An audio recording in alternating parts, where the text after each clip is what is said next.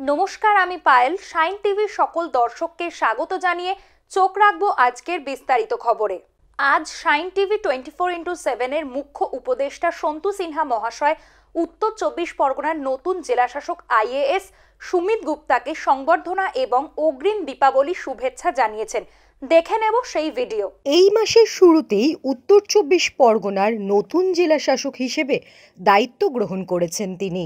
এর আগে তিনি পশ্চিমবঙ্গ সরকারের স্বাস্থ্য দফতরের যুগ্ম সচিব পদে নিযুক্ত ছিলেন।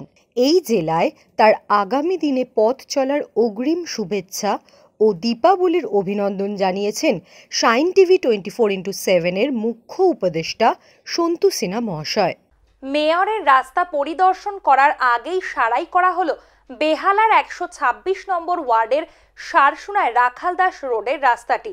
বহুদিন ধরে চলার অযোগ্য হয়ে পড়েছিল রাস্তাটি। এলাকার লোকজন টক টু মেয়রে বহুবার অভিযোগ দায়ের করার পরেও কারুর কোনো হেলদোল দেখা যায়নি এই রাস্তা নিয়ে। দীর্ঘদিন ধরে রাস্তা খারাপ হওয়া সত্ত্বেও কারুর কোনো হেলদোল এক প্রকার ছিল না বললেই চলে। সারা বছর এলাকার মানুষকে দুর্ভোগ সহ্য করতে হতো। একের পর এক পুকুর এলাকায় ভর্তি হয়ে যাচ্ছে। এই নিয়ে মেয়রের কাছে ফোনে প্রায় 14টি অভিযোগ করার পর অবশেষে আজ 126 নম্বর ওয়ার্ডের সেই রাস্তা দেখতে যান কলকাতা পুরসভার পুর প্রশাসক। তিনি এলাকার মানুষের সাথে কথা বলে তাদের আশ্বস্ত করে বলেন যে যত তাড়াতাড়ি সম্ভব কাজ শুরু করা হবে, আর এলাকায় কোনো পুকুর ভরাট করা হবে না। আপনি ফোন করেছিলেন? আমি ফোন করেছিলাম। আমার নাম সনদ ঘোষাল। আমি ফোন করেছিলাম, ডক্টর মেয়র করেছিলাম। উনি গুরুত্ব সহকারে দেখেছেন, আমার কথাগুলো উনি শুনেছেন। উনি আমায় কথা দিয়েছেন, কালকে রাত্রি উনি কনফার্ম করেছেন আমার সাথে যে আমি কালকে 1:30টার সময় আসছি, আপনি ওখানে থাকবেন, যেহেতু আমার ফোন নাম্বার। তা আমি ওখানেই দাঁড়িয়ে আছি, সরকারেই দাঁড়িয়ে আছি। তা উনি এলেন, দেখলেন, পরিদর্শন করলেন, আমার কথাগুলো উনি শুনলেন, দেখলেন, উনি আশ্বস্ত করেছেন এবং আমাদের কাউন্সিলে যথেষ্ট চেষ্টা করছেন উনি করার। যেহেতু কেআইপির আন্ডারে এগুলো রয়েছে, তো কেআইপি আন্ডারে যতক্ষণ কর্পোরেশন হ্যান্ড ওভার করেছে, কর্পোরেশনও পিচ করতে পারছে না। কিন্তু তা সত্ত্বেও আজকে আসবে সমস্ত রাস্তাঘাট পরিষ্কার করেছেন এবং উনি কথা দিয়েছেন যে আগামী দিনে এই সমস্যাটা আমাদের থাকবে না। আর ড্রেনটাও করে দেবেন, কারণ ড্রেনে আমার ঘরে জল ঢুকে যাচ্ছে। এই অবস্থাটা, পাকা ড্রেনটা পরিষ্কার, মাটি তোলা হচ্ছে না বলেই এগুলো এই জিনিসটা হচ্ছে। তাও উনি আশ্বস্ত করেছেন। এবারে ভারতের সিনিয়র ক্রিকেট দলে সুযোগ পেল পূর্ব মেদিনীপুরের কোলাঘাটের দয়ানন্দ গড়ানি। জানা গিয়েছে আগামী 12ই নভেম্বর ভারতীয় দলের সাথে অস্ট্রেলিয়া সফরে উড়ে যাবে সে। বিগত প্রায় 5 বছর ধরে অন্ধ্রপ্রদেশের রঞ্জি টিমে এবং এবছর আইপিএলে কিংস 11 পাঞ্জাবের হয়ে লাগাতার ভালো পারফরমেন্স তাকে এই সুযোগ এনে দিয়েছে। মূলত তাকে থ্রো ডাউন বোলার ও অ্যাসিস্ট্যান্ট ম্যাসিওর হিসেবে এই সুযোগ দেওয়া হয়েছে। আমরা জানি খেলোয়াড়দের পারফরমেন্স বাড়াতে বর্তমান ক্রিকেটে থ্রো ডাউন বোলাররা উল্লেখযোগ্য জায়গা করে নিয়েছে। এই মুহূর্তে দয়ানন্দ ভারতের অন্যতম সেরা থ্রো ডাউন বোলার, যে ডান হাতে প্রায় 160 কিলোমিটার এবং বাম হাতে প্রায় 130 কিলোমিটার গতিবেগে থ্রো ডাউন বল করতে পারে দয়ানন্দ। দুহাতে লাগাতার বল ছোড়া ও ফিটনেস ধরে রাখা অত্যন্ত কঠিন এক কাজ, যা সে নিরলস পরিশ্রমের মধ্যে দিয়ে ধরে রেখেছে। তার এই যাত্রাপথ সহজ ছিল না। মাটির বাড়িতে থেকেও অদম্য ইচ্ছে শক্তি আর খেলার নেশা তাকে আজ এই জায়গাতে পৌঁছে দিয়েছে।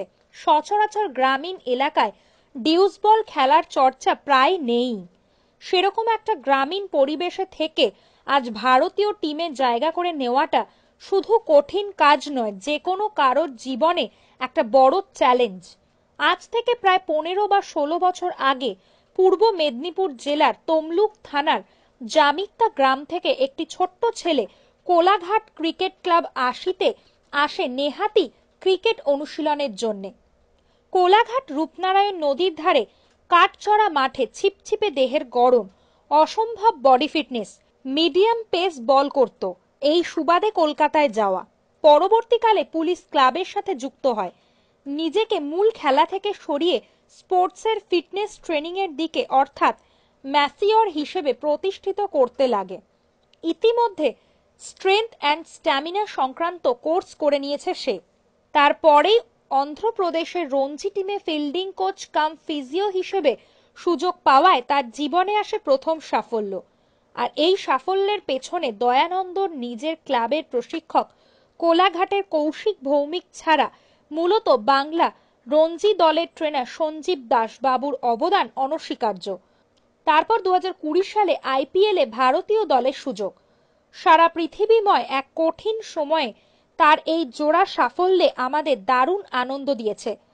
আজ ওর সাফল্য গ্রাম বাংলার ছেলেদের ভাবতে শেখাবে যে একান্ত নিষ্ঠা, একাগ্রতা, কঠিন অধ্যাবসায়, নিজের প্রতি বিশ্বাস, নীরবে অনুশীলন করার ক্ষমতা, মনের জোর থাকলেই দেশের হয়ে কিছু করার স্বপ্ন দেখা যায়। ঠিক আজ থেকে অনেক বছর আগে পূর্ব মেদিনীপুর জেলা থেকে ভারতীয় দলে যেভাবে জায়গা করে নিয়েছিল আমাদের জেলার তমলুকের প্রিয় অশোক দিন্দা, নৈছুন এক্সপ্রেস, দুজনেই যে গ্রামীণ পরিবেশ থেকে উঠে এসেছে তা ক্রিকেটের জন্য অনুকূল ছিল না। তাই ওর এই সাফল্য শুধু কোলাঘাট বা নিজের গ্রাম জামিত্তাবাসীর কাছে অত্যন্ত আনন্দের ও গর্বের নয়, পূর্ব মেদিনীপুর জেলা তথা পশ্চিমবঙ্গবাসীর কাছেও আনন্দের ও গর্বের দিন। কিভাবে আপনার কষ্টে মানুষ করতে মুড়ি ভেজে অনেক কষ্টে আমার ছেলেকে মানুষ করেছি। এখন আপনার ছেলে কোথায়? দুবাইতে আছে। কি নাম আপনার ছেলের? আনন্দ করা বলছি, আমার ছেলে দেশে খেলাধুলা করতে করতে কোলাঘাট ক্রিকেট অ্যাসোসিয়েশনে চান্স পায়।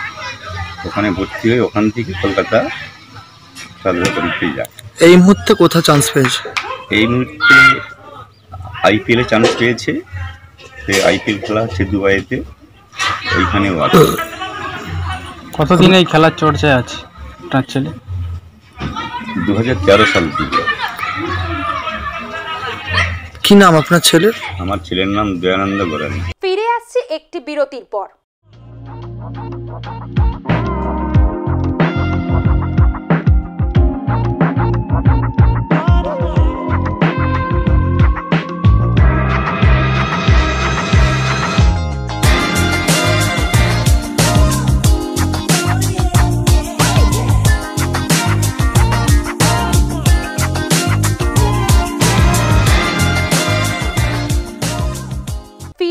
বিরতির পর আসন্ন নির্বাচনে 11খানা সিটের মধ্যে 5টি পাবে বিজেপি, এমনটাই দলীয় কর্মী সভায় মন্তব্য করলেন কংগ্রেসের জেলা সভাপতি মিল্টন রশিদ।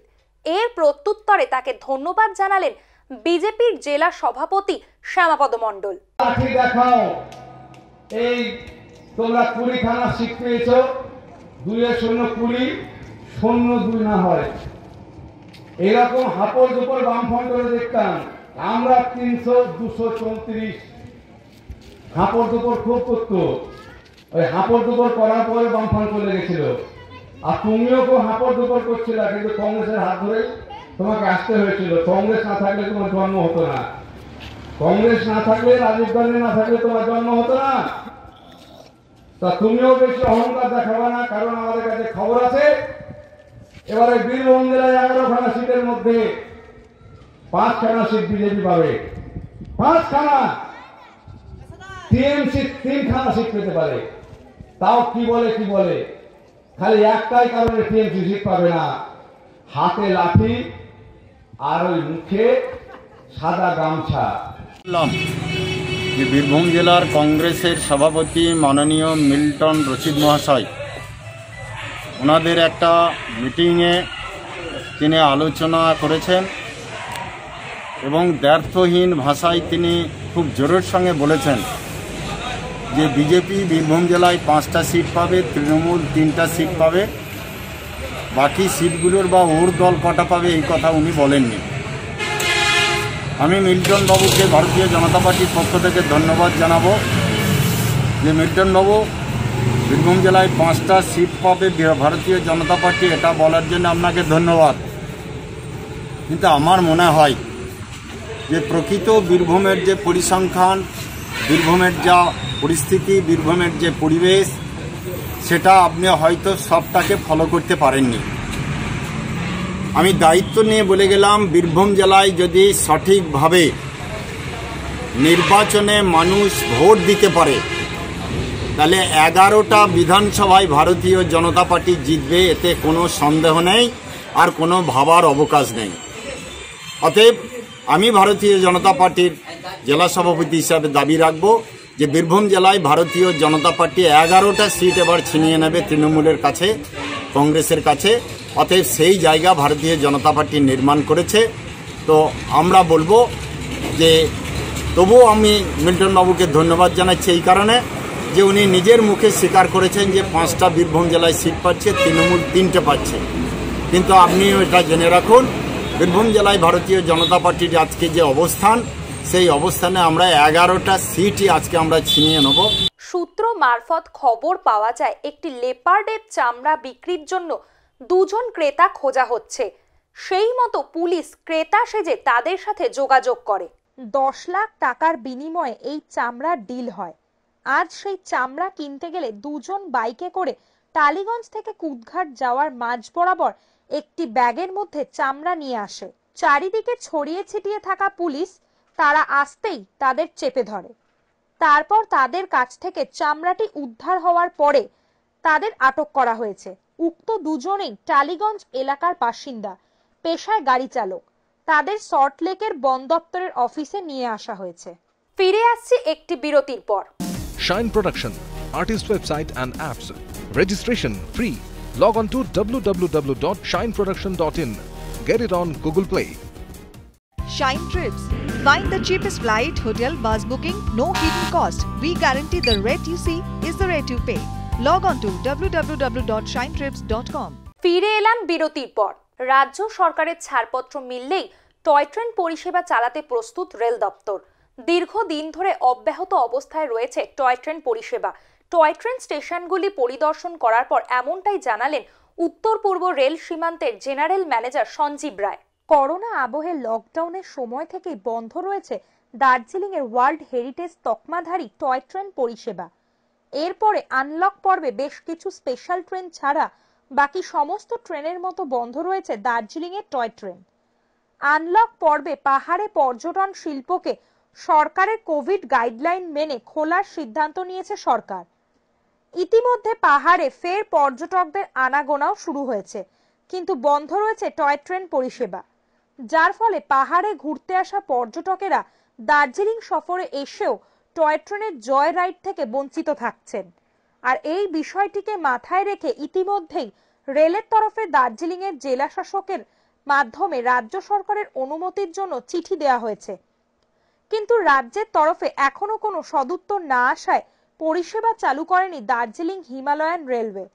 তবে পরিষেবা যাতে খুব শীঘ্রই চালু করা যায় সেজন্য সমস্ত দিক প্রস্তুত রাখতে সোমবার উত্তর পূর্ব সীমান্ত রেলের জেনারেল ম্যানেজার সঞ্জীব রায় সহ কাটিহার ডিভিশনের ডিআরএম রবীন্দ্র কুমার ভার্মা পরিদর্শনে আসেন। এদিন সকালে শিলিগুড়ি নিউ জলপাইগুড়ি স্টেশনে নেমে সোজা মিনি টয় ট্রেনে করে সুকনা ও রংটাংয়ে যান তারা। টয় ট্রেনের বর্তমানে ট্রাকের অবস্থা এবং কাজকর্ম সহ স্টেশনের বর্তমান পরিকাঠামো সবকিছুই খতিয়ে দেখেন।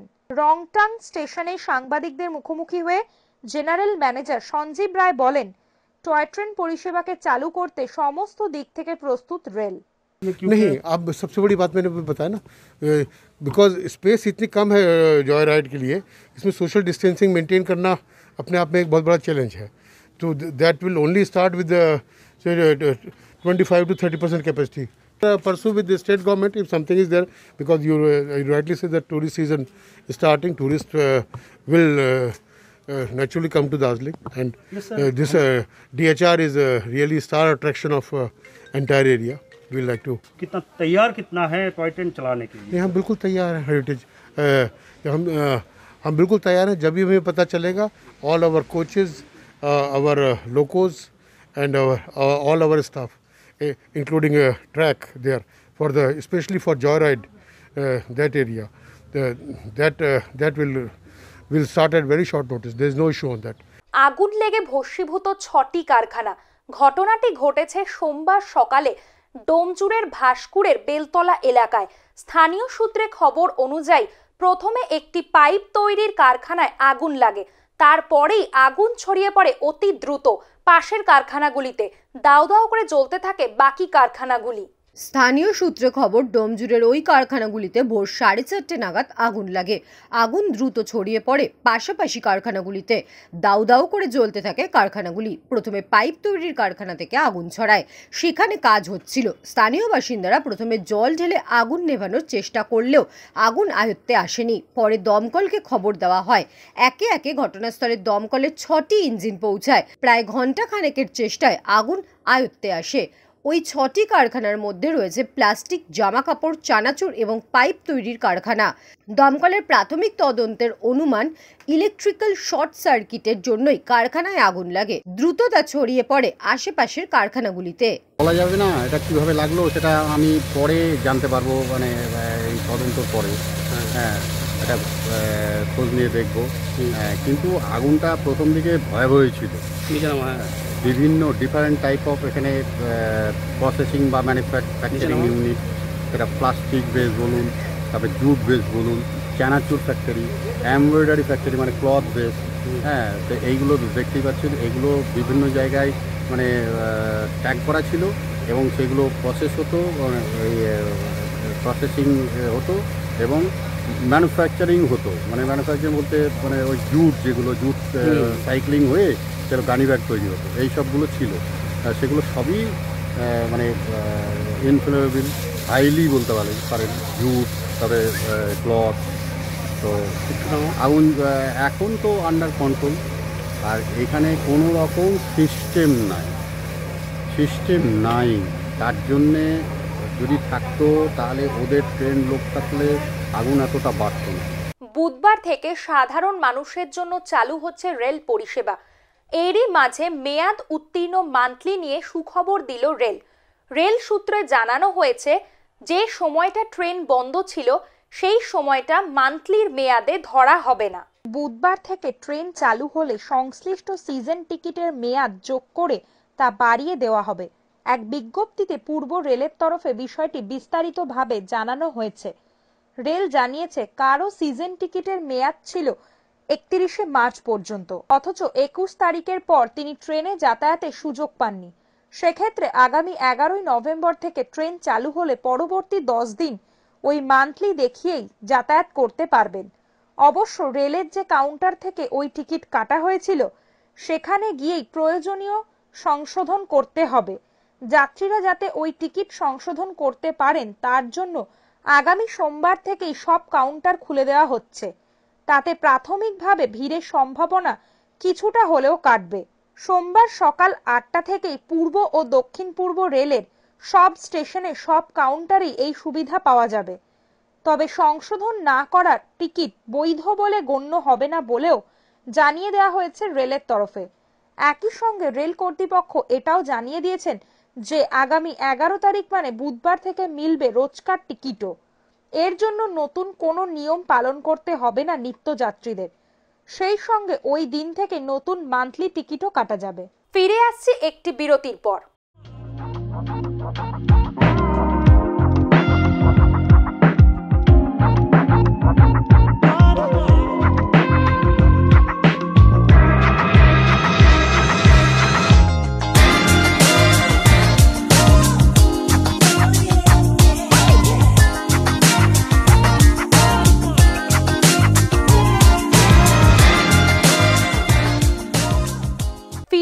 বিরতির পর সাত সকালে হাতির তাণ্ডবে আতঙ্কিত গ্রামবাসীরা।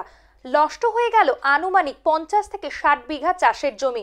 মাথায় হাত চাষিদের। এদিন বিনপুর ও পশ্চিম মেদিনীপুরের সীমানা লাগোয়া গ্রামগুলিতে যথা গলচটি, পূর্বাশোল, ডাবরা, চুয়াশোল, বক্সিবাদ সহ বেশ কিছু জায়গায় 30 থেকে 35টির একটি হাতির দল তাণ্ডব চালায়। সকালবেলায় গ্রামে চাষের জমিতে হাতির দলের দৌরাত্মে প্রায় আনুমানিক নষ্ট হয়ে গিয়েছে 50 থেকে 60 বিঘা চাষের ফসল, যার জেরে আতঙ্কে রয়েছেন গ্রামের মানুষজন। করোনার কারণে এবছর বাজি না ফাটানোর নির্দেশ দিয়েছে কলকাতা হাইকোর্ট। এই পুরো বিষয়টাকে পর্যবেক্ষণের জন্য দায়িত্ব দেওয়া হয়েছে প্রশাসনকে। এরপরেই জঙ্গিপুর এলাকায় চিরুনি তল্লাশি করে বিভিন্ন জায়গা থেকে বাজি বাজেয়াপ্ত করা হয়েছে। পুলিশ সূত্রে খবর, হাইকোর্টের নির্দেশ পাওয়ার পর থেকেই কড়া নজরদারি এবং তল্লাশি চালাচ্ছিল তারা। রঘুনাথগঞ্জ থানার নতুন আইসি পার্থ ঘোষের নেতৃত্বে সঞ্জিত সরকার এবং দীনবন্ধু ঘোষ নিষিদ্ধ শব্দবাজি উদ্ধার করেছে জঙ্গিপুর শহর থেকে। হাইকোর্টের নির্দেশ অনুযায়ী এই বছর কালী পুজোয় বাজি ফাটানো নিষিদ্ধ, তাই সেটি অমান্য করলে প্রশাসনের তরফ থেকে কঠোরতম ব্যবস্থা নেওয়া হবে বলেও জানিয়েছে পুলিশ। এবং জঙ্গিপুর শহরে চিরুনি তল্লাশি করে সমস্ত দোকান থেকে বাজেয়াপ্ত করা হয়েছে প্রচুর পরিমাণে বাজি। পুলিশ জেলার প্রত্যেকটা থানা এলাকার মানুষকে গত এক সপ্তাহ ধরে আমরা সচেতন করাচ্ছি। মাননীয় হাইকোর্টের নির্দেশ এই বছরের করোনা আবহাওয়ায় কোনো বাজি দিওয়ালি এবং কালী পূজার সময় চালানো যাবে না। সেই অনুযায়ী আমরা প্রথমে মার্কেট কমিটির সাথে মিটিং করেছি, ওদেরকে জানানো হয়েছে কি আপনারা এই বছর বাজি কিন্তু বিক্রি করবেন না। এটা আমরা প্রথম সচেতন দিয়েছি। এরপরেও যদি কেউ নিয়ে এসে মার্কেটে বিক্রি করার চেষ্টা করেছে, আমরা কিন্তু আইনানুগ ব্যবস্থা নেওয়ার শুরু করেছি। এই ব্যবস্থার মধ্যে ইতিমধ্যে আমরা সুতি, সাগরদিঘি, শমশেরগঞ্জ, রঘুনাথগঞ্জ, ফারাক্কা 5টা থানায় সিজার হয়েছে। গতকাল কিন্তু রঘুনাথগঞ্জ থানায় বিপুল পরিমাণে বাজেয়াপ্ত করা হয়েছে এবং যার কাছ থেকে হয়েছে তাদের বিরুদ্ধে আমরা আইনানুগ ব্যবস্থা শুরু করছি। বড়সড় ডাকাতির ছক বানচাল করল নিউ টাউনের টেকনোসিটি থানার পুলিশ। ডাকাতির উদ্দেশ্যে নিউ টাউনের রোজডেল হাউজিং কমপ্লেক্সের পিছনের মাঠে জড়ো হয়েছিল 10 থেকে 12 জন। তাদের মধ্যে থেকেই 7 জনকে গ্রেপ্তার করে টেকনোসিটি থানার পুলিশ। বাকিরা পালিয়ে যায়। যারা পালিয়ে গেছে তাদের উদ্দেশ্যে বিভিন্ন জায়গায় খোঁজ চালাচ্ছে টেকনোসিটি থানার পুলিশ। উদ্ধার করা হয়েছে ধারালো অস্ত্রসহ ডাকাতি করার একাধিক সরঞ্জাম। পুলিশ সূত্রে খবর, গতকাল রাতে গোপন সূত্রে খবর আসে নিউ টাউনের রোজডেল হাউজিং কমপ্লেক্সের পেছনে নির্জন মাঠে সন্দেহভাজন বেশ কয়েকজন ঘোরাঘুরি করছে। তাদের কাছে অস্ত্র আছে। নিউ টাউনের ওই এলাকায় কোনো জায়গায় ডাকাতি করার উদ্দেশ্যে জড়ো হয়েছিল তারা।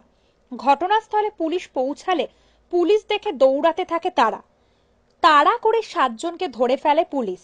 বাকিরা অন্ধকারে সুযোগ নিয়ে পালিয়ে যায়।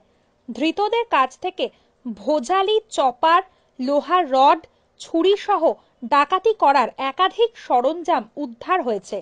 ধৃতরা রাজারহাট থানার মোহাম্মদপুর ও টেকনোসিটি থানার বালিগুড়ি এলাকার বাসিন্দা। আজ ধৃতদের বারাসাত আদালতে তোলা হবে। দেখতে থাকুন শাইন টিভি 24x7, সবার সাথে সবার কাছে।